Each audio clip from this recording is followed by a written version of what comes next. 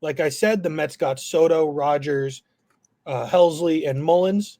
Since the last episode, they are 6-3. They swept the Angels three games to zip.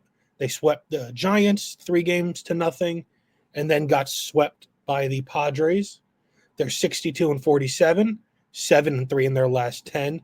Had a 6-0 run with Pablo Sanchez of Backyard Baseball at Citi Field, a wannabe Grimace. They are a half game up on Philly.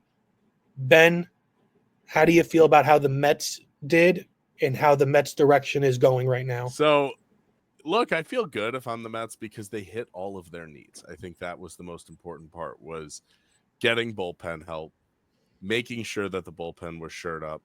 They got a couple of lefties, and Helsley's the guy. Like, he's the bridge to get you to Diaz. Him and Garrett are going to be a great punch in the back of the bullpen. I think Rogers and Soto are going to be good situational guys.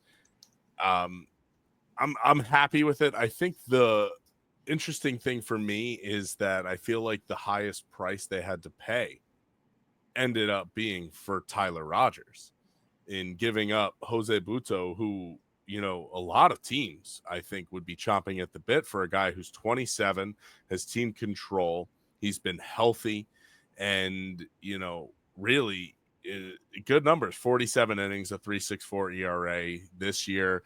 He was good, very good down the stretch last year. He's able to give you length. And then on top of that, Tidwell and Gilbert, who are 10 and 12 in the Mets system. Gilbert, though, is a guy with loads of power and really, really one of those guys that the Mets for the last couple of years have kept as an untouchable prospect.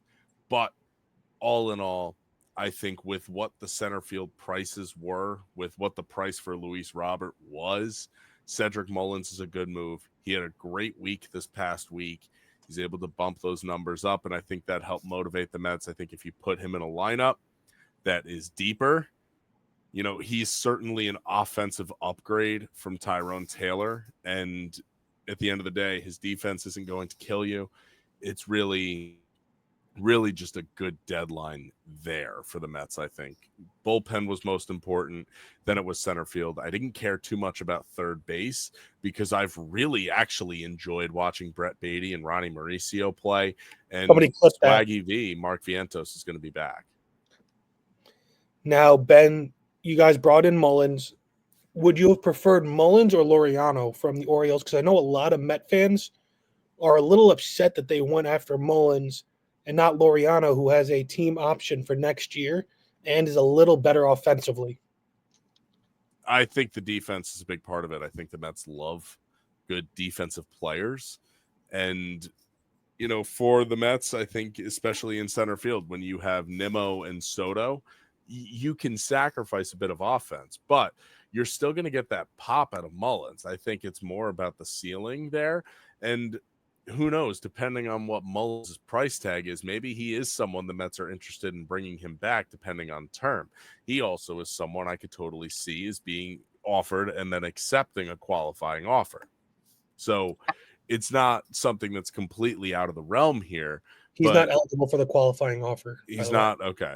Either way, I still think that this isn't a bad move. I didn't necessarily want Laureano. The Mets have seen plenty of Laureano's defense from that series in Atlanta last year.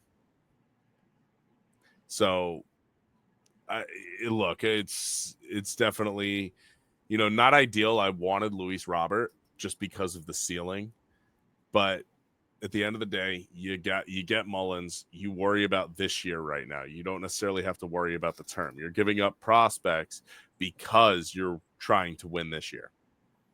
I think Mullins is a great fit there, and I would double down with Mullins over Laureano. And this isn't even like a shade throw, but next to Soto, I'd rather the better defensive center fielder, especially when the Mets lineup, Mullins is going to be a back half of the order guy. Lindor, Soto, Alonso, Vientos, like you have enough at the top. You're not requiring offensive production from him. And the Mets only have, I think, like 4 home runs out of their center fielders this year, which is like one of the bottom 4 teams in the league. So it's a position that anything offensively is going to be an upgrade. I love Tyrone Taylor as a fourth outfielder and like kind of just like a battery spark kind of guy.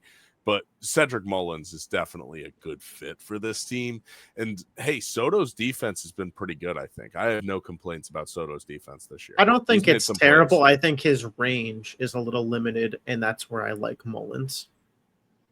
Now, I would have asked John this, but he made it pretty clear that Duran was his favorite move.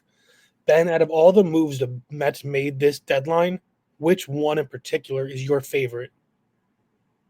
You know, I like all of the bullpen moves, and I really do like the Mullins deal. But at the end of the day, being able to bring in Helsley really is a difference maker in the bullpen, I think. Just because this is a guy who can really let the fastball fly, another big arm in the back of the bullpen. And despite inconsistency, you know, his last 11 appearances over 11 innings, he has a .82 ERA, so just one run. Yeah, you know what? 2 top 30 prospects. Baez is the number 8 prospect in the system. But look, I think that getting a big arm was important, especially because this move felt like it was in response to the Phillies getting Durant.